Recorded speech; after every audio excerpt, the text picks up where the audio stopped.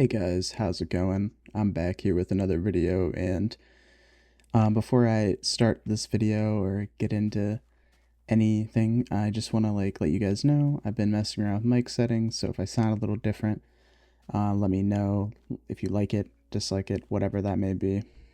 Also, I'm really sorry for being gone for like 2 weeks since my last upload. I've really been meaning to get on a more consistent upload schedule, but I'm still trying to figure all that stuff out. Something else I'd like to thank you guys for is 500 subscribers. That is crazy to me. This channel's grown pretty fast. I'm pretty surprised that these videos are liked so much. I kind of thought the genre was overplayed and, was kind of dead, but I guess it's not, and I'm glad that you guys like these videos, and I'm going to keep making more of them.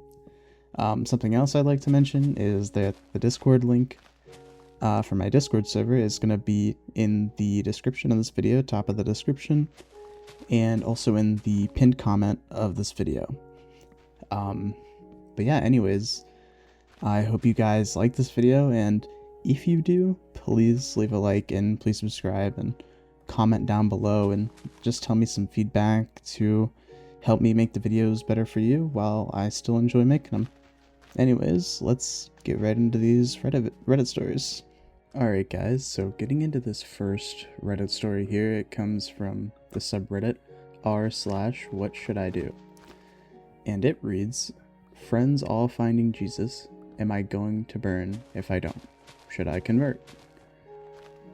Already, just reading the title, I can tell that this is gonna be one of those stories where it's oh, all my friends are, becoming Christian or finding faith, and they're all at this point in their lives, and should I feel this kind of pressure to find a kind of religion or find something to follow that I believe in, some spirituality stuff, whatever it may be, to guide you. And I just want you to know, just everyone listening here, and to the person who made this, if they are listening, by any chance, that no.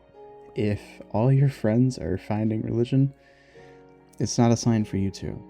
There isn't really much of a sign, in my opinion. I think you don't just believe. I don't know, it's a lot of people describe it as that, but I'm pretty speculative on a lot of stuff, and in my opinion, it's really hard to just simply believe in something, and just to believe it for the sake of it. And this is also just me speaking personally. I like to look into something and read about it, and then decide whether or not if it's believable to me. And I think that's a good way to go about religion, to see if it matches with your own personal values, morals, and stuff like that.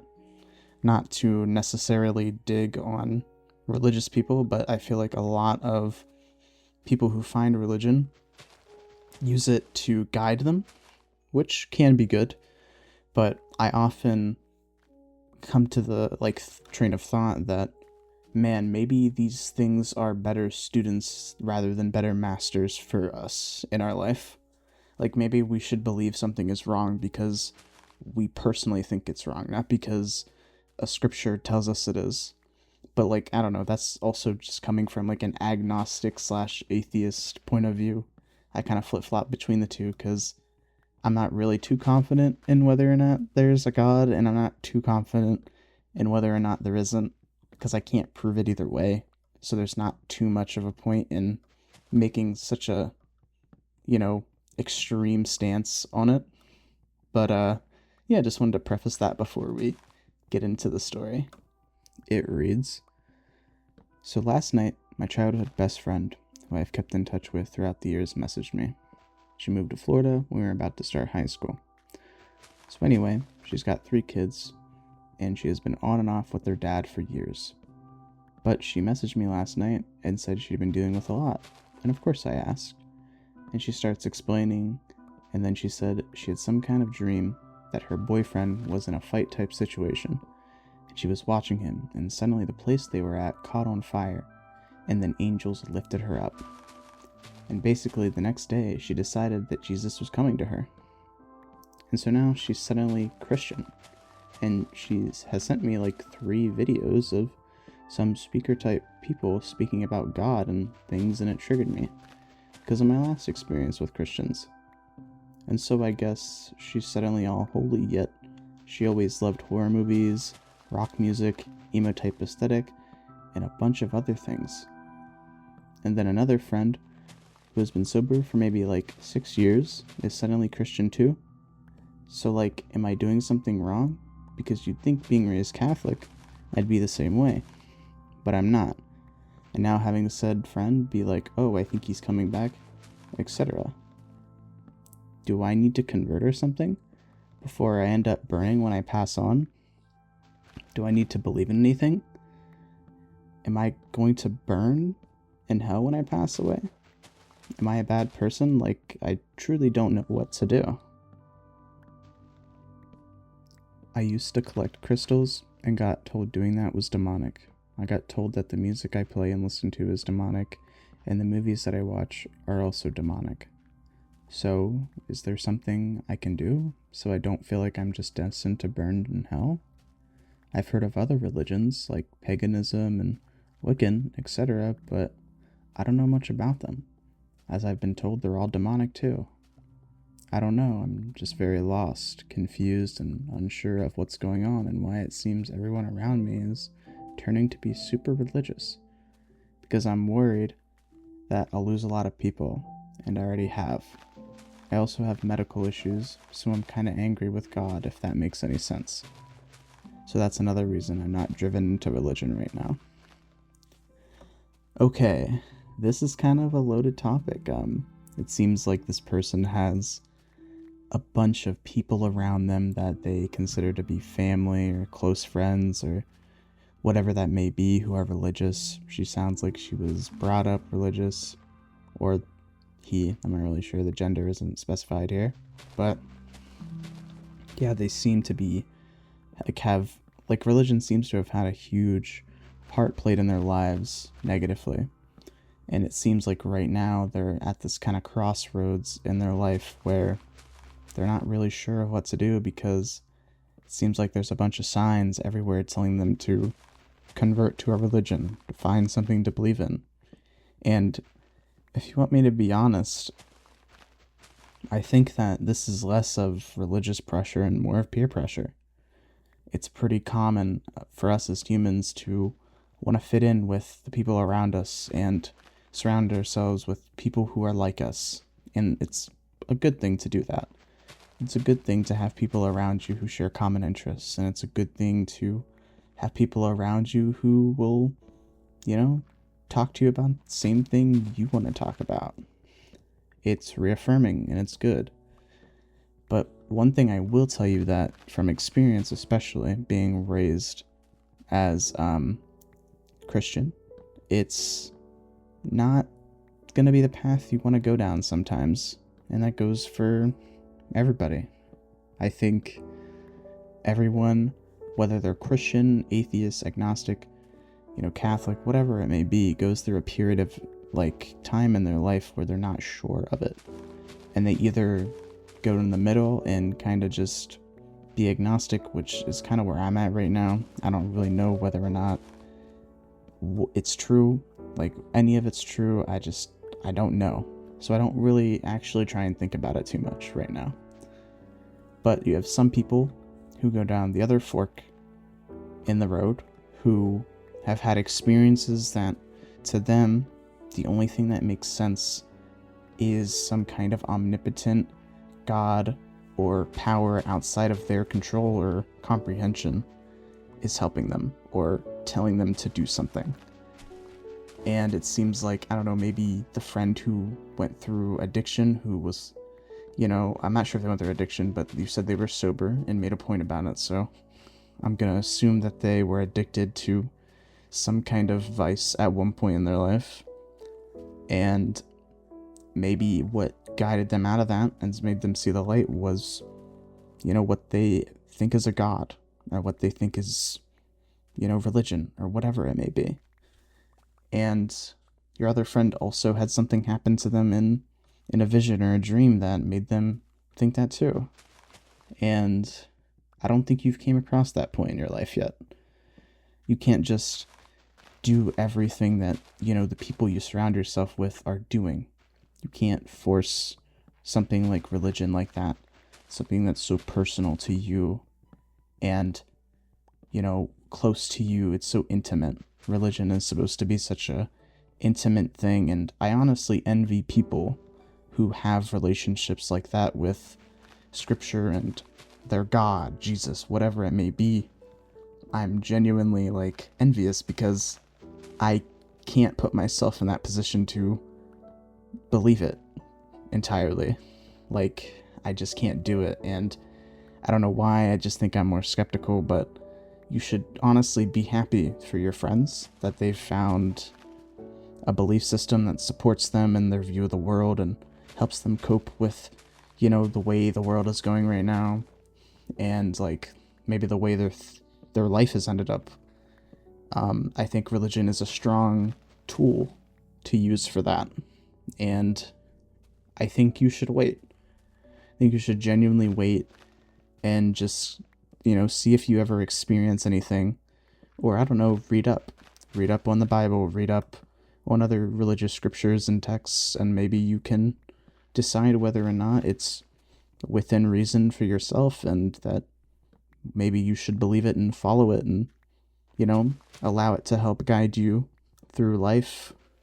And I think eventually, if you do that and approach religion responsibly, rather than just, from a peer pressure point of view, that you may find your answer is more, fulfilling. I think you will. And even though I'm not really religious or haven't really believed in a religion in a long time or really thought about it, being agnostic and jumping between being agnostic and atheist and back and forth is kind of me stressed out. And now that I've kind of settled, I can't really tell what's real and what's fake. I've been a lot less stressed out about it and a lot less pushed around from outside sources, family, friends, whatever. And it's been kind of a good feeling to just kind of have a decision made for myself in this period of time in my life. And I've came to the conclusion that later on I'll probably think of it again, and maybe I'll either stay agnostic or I'll decide if I'm religious or not. I have a Bible. I can pick it up and read it whenever I want. And I've kind of just left it there, and I think you should too. And, just be responsible with this kind of stuff, because it can change you. It really can. And, let's get on to the next story. So this next story is also from the same subreddit, r/whatshouldido, and it is titled Dilemma. It reads, "Hi, I've had something on my mind for a while, and I need to let it go. 4 years ago, I wanted to do a team sport and decided to join a women's soccer club. All these years have been good, but this last year I made a pretty close group of friends. There's a girl inside that I've been talking to more than usual. I've never talked to anyone like this, and I've been feeling a special connection with her for a few months now. In the sense that I was staying with the group to be with her. I've always dated guys, and I had never noticed a girl beyond friendship. I also feel like I have never fallen in love with anyone, and when she approaches me or says something flirtatious to me, I get nervous, and that adrenaline rushes to my stomach.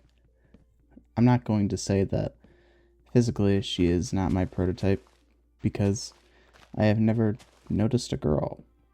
I don't know what profile I would like, and there are things in her personality that if someone else had, I would never notice it. But I don't know what's happening to me that's different with her. Before the summer started, a month or so ago, she met a guy and got involved with him. Right now, I don't know where they are. They have seen each other several times, and the thing is that I feel insecure, and I can't help but wonder if she chooses to be with him. It's like I feel like I'm going to lose her. They're taking her away from me without me being with her at all.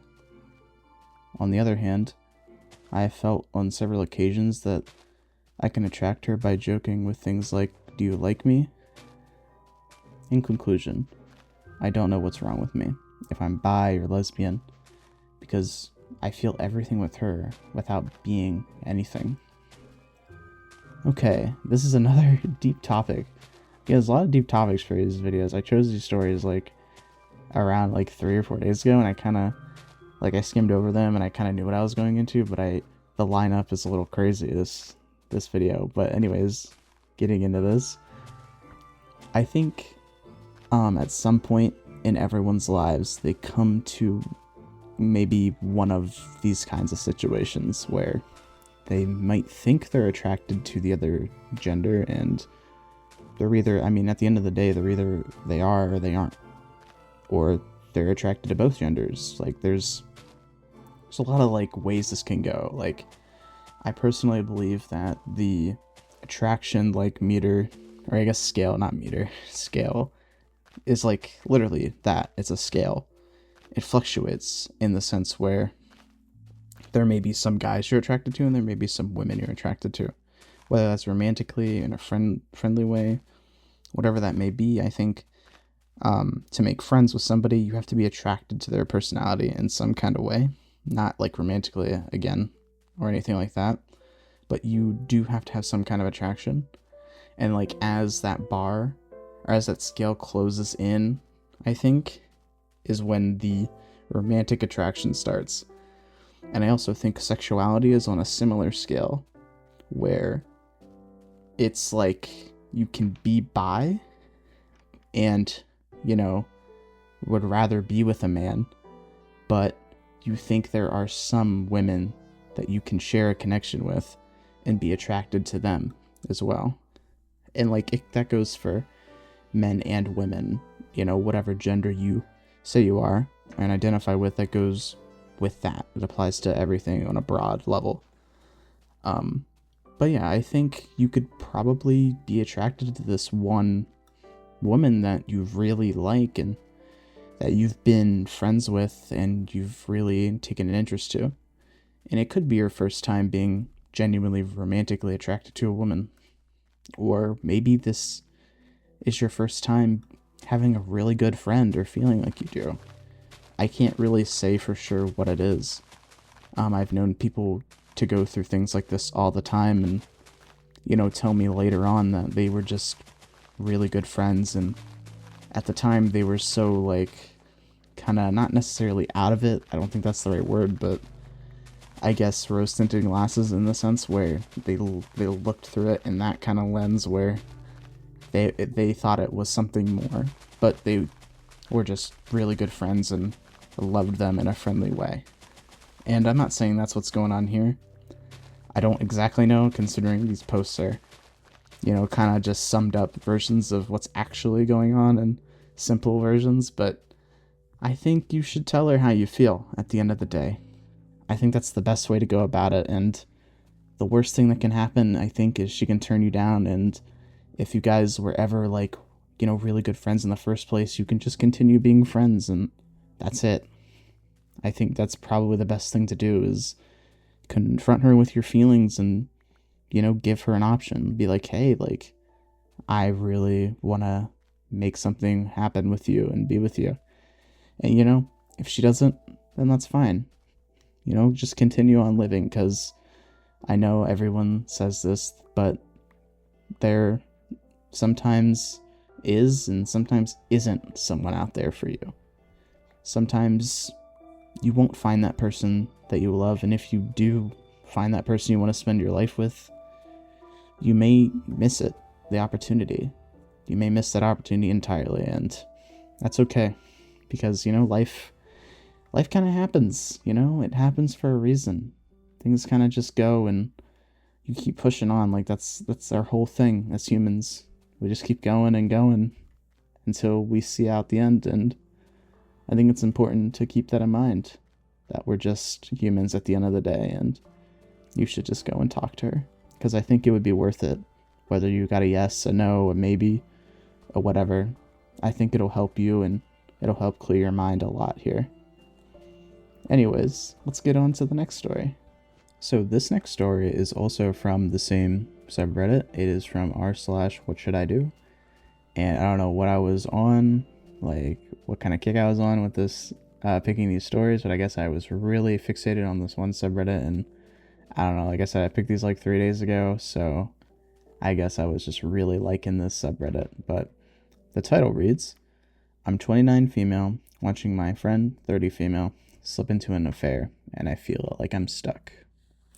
The story reads, I, 29 female, recently became close friends with someone 30 female I met through a sports club. Our friendship developed really quickly. We really click, and she's confided in me a lot, especially about her current relationship. She's been with her partner, 30 male, for about 5 years, and they have a young child together. But things aren't going well between them, and haven't been for quite some time now. She told me they tried couples therapy last year, but nothing really changed. They seemed stuck, unhappy, disconnected, and just holding on for the sake of their child. From what I can tell, her love language is intimacy and physical touch, while his is acts of service. They seem unable to meet each other's needs. Recently, she told me she has feelings for someone we both know, someone from our sports club, and she just went on a date with him. Nothing physical happened, but I can clearly see she's emotionally crossing the line, and it feels like she's slipping into infidelity. I completely understand where she's coming from. She's emotionally starved and looking for connection, but I also can't pretend I am okay with what she is doing. I care about her and want to support her through this rough time, but I also don't want her to become someone who just nods along while she's going to cheat on her partner. I already told her to talk to him about all of this, and they indeed had a conversation where he admitted that he understands that she needs something else, and that he's incapable of giving it to her, but he's not willing to open the relationship, and she didn't try to push the conversation further than that. I feel torn between being there for her and staying true to my values. How do I navigate this situation without losing the friendship or enabling something I disagree with? If you ever have been in this situation, what did you do? I've never met her partner yet, and I'm the only person she's confided in about this soon-to-be affair. Okay. Right off the bat, I want to just preface something. If you truly respect somebody, care about them, and you want to see the best version of them come out and live their best life in that state of mind, then you have to hold people accountable that are around you. And this is very important. This is something that I have noticed in my life that really weeds out crappy people. And it's holding them accountable for mistakes that they make and things that they need to take responsibility for. In the last 2 years, I have lost a lot of friends for this. And I know that I did it right, and I've been reaffirmed that I have done it right by several outside people and just common people me and these individuals had, in our circle. And it's, you got to check people. You really do. You got to make sure that these people are holding themselves to some kind of standard in their life when it comes to their decision making and the way they accept the consequences of those decisions.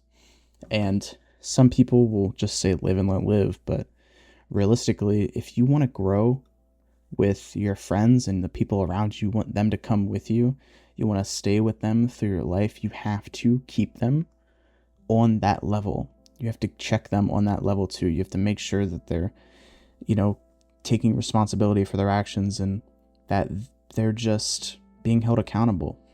And if you hold somebody accountable for something and they flip out on you or they push you away because they don't like that you did that, that is a huge red flag. And this goes for relationships with your partners. This goes with friendships that you have. This can go for family. This can go for a lot of things. And it's very important that when you hold these people accountable and you make them take accountability for their actions and see the consequences and learn from it, that you do it correctly and respectfully as well. You know, you don't go in hot, you don't go in confrontational. You got to speak to them on their level. You got to make them comfortable. You got to truly get on their level of conversation and truly speak to their soul, I guess is a good way to put it. And so, yeah, you should talk to this woman that you're friends with. You should tell her that, hey, you're doing something wrong, and you may have a lot of good reasons to do it, but you shouldn't, because you owe it to this man who you have a child with to, admit that, hey, I can't be with you anymore. I don't think this is going to work. And I feel like this person going to have this affair is just them running from that, running from facing that consequence, and running from taking accountability and bringing this issue to their partner. And that's kind of what they need to do. They can't be afraid anymore. They have to face reality. And the reality is it's never going to work out. They've tried everything from what it seems. The relationship is over, and they need to end it properly and respectfully. And everyone, needs to just do that. And I think it'll be fine. You can't just go out and cheat on somebody, even if you have good reasons. Not right reasons. There's never really a right reason for it. But even if you have good reasons to do something like this, you shouldn't do it. It's not the respectful thing to do. And I think you should hold yourself to a higher moral status than to go out and just cheat on somebody, rather than, just thinking about it and talking to them and just establishing that you both agree that you've tried everything to save this relationship, and, that there's nothing you can do. And that's the sad reality of it. But the one thing you can do is move on and find somebody who matches your personality, matches your needs and wants emotionally, physically, and just generally. And it takes courage to do that. But it is cowardly to run behind someone's back and cheat on them rather than talking to them about something that needs to be spoken about. So yeah, I think you should just hold her accountable. And if she, dumps you as a friend, then she was never a good friend to begin with. Anyways, let's move on to the next story. Alright, so this next story comes from finally a different subreddit, r/vent, and the title reads, I, 30 female, stopped cleaning and doing all the mental load, and my partner, 37 male, is now fuming. It reads, I'm 30 and he's 37, together almost 3 years and living together for 2 years now. I do the appointments on our cars, maintenance, yard work, cleaning, laundry, mopping, hoovering, cooking, groceries, and overall planning of our lives and what we need and what needs to be done. I also pay all the bills and handle finances, though we contribute 50-50 financially. He occasionally, like once a month, cooks one meal, sometimes empties the dishwasher. We just recently had yet another discussion of the housework, and I asked him to take on more of it. He said, of course. In the past days, he started doing even less. I was hoovering, cleaning, making dinner, and all that while he was watching TV or playing on the computer. This happens a lot. He will peel the potatoes or take carpets outside if I ask him, but nothing more. So I went on strike. I've been sitting in our bedroom just relaxing. He was supposed to handle our car's maintenance appointment, so he came to me and said, should I call them now and get the appointment? I said, however you want to. He said, if I get the appointment now, you'll have to pick me up. I said, okay, let me know then. He got mad and left. couple of days before my strike, this is what kind of broke the camel's back, I asked him to make me a shopping list before I left. He sat with his phone and kept asking me what we need. I kept saying, I don't know, maybe check. He kept constantly asking, what else? And I told him to stop using my brain for this. So in the end, he only added 5 to 6 items on the list. Most of them were for himself, basically just snacks. I'm so over and done with this crap of handling not only my life, but my business and also his life. He takes zero responsibility for anything and now has the audacity to get angry at me. I'm so pissed off right now. Also, our house looks disgusting now after just 2 days of striking. TLDR, partner is now mad at me for going on strike as I do 99% of chores inside and outside of our home, including the mental load. Alright, so this can be solved with a simple thing. I'm not sure how long this has been going on, but depending on how long this has been going on, like just generally like you doing everything and him not doing anything, I would 100% make a chore chart for sure. Write it down. Listen, me being like really like linear task kind of guy, I only like to do like this amount of tasks. Like I like to be assigned something and like wake up that day knowing I have to do that thing that day, and that's the thing that I'm doing. Or things. It can be multiple things. It doesn't just have to be 1 or 2 things. But like make a chart, I guess, and you do things on the chart that day and he does things on the chart that day. And this will like also kind of prove your point even further if he doesn't do the things that you list for him on this little chore chart kind of thing. It will show him how much you do and how much he doesn't, because the contrast will be there and you'll know what you're doing and you'll know what he's doing, and he'll also know the same, and you'll be able to compare between who does the most tasks. I also think you're going about it a pretty good way. I think this is a great way to go about it. It's very like, I don't want to say it's goofy, but it's very like haha, like in your face kind of thing. Like, oh, I'm just not gonna do anything, you do it. Oh, it seems there's like there's an update here, so let me read this update real quick, and I'll also give my opinion more after. It reads, he came home, the kitchen being a mess, trash overflowing, and just general untidiness. He went to take a nap instead. He is asking me what's wrong, and why am I acting the way I am? I'm honestly just done with explaining the most obvious crap to him over and over again. He doesn't seem to get it. This house looks like a pigsty right now, and he doesn't lift a finger to do anything about it. But has the audacity to ask me what's wrong? What the hell, man? What is wrong with this person, honestly? He won't clean, won't take responsibility for anything. I don't know what I am. I just feel like a sugar mama or something. Honestly, I'd give him like a couple months. Maybe I don't know, because I've only lived with my girlfriend for around a year at this point.